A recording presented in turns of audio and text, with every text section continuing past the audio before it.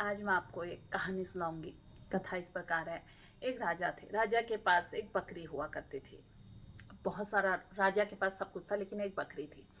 अब राजा ने एक शर्त रखी कि जो भी इस बकरी को तृप्त करा देगा ना, उसको मैं मनचाहे इनाम दूंगा।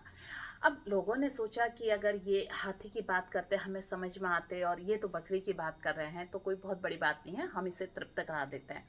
और लोग बकरी को आते, ले जाते, चरा कर लाते। लेकिन राजा कहता, वो फिर राजा से कहते कि आप इसकी परीक्षा ले लीजिए।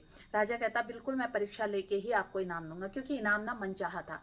अब राजा जैसे ही बकरी पेट भर के चर के आती, और राजा उसके बाद उसके सामने फिर हरी जो पत्तियां थी वो फिर लाता, और बकरी फिर मुंह मारती।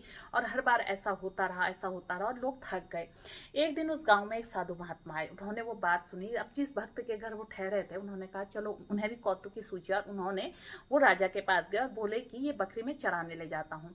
अब साधु को पता था, उसने सब सुना था कि राजा परीक्षा लेते हैं और परीक्षा में ऐसा ऐसा करते हैं। अब जैसे ही बकरी, उन्होंने एक हरा मुट्ठा बनाया, और जैसे ही उस हरे मुट्ठे पर बकरी मुंह मारे, तो महात्मा उसके मुंह में डंडा मारे। ऐसा करते करते शाम बीत गई, और जब लास्ट में उन्होंने मुट्ठा दिखाया, बकरी इधर मुंह करे उधर मुंह करे, और उसने जो है मुंह नहीं मारा। अब उन्होंने कहा राजा, आपकी जो बकरी थी ना, ये तृप्त हो गई।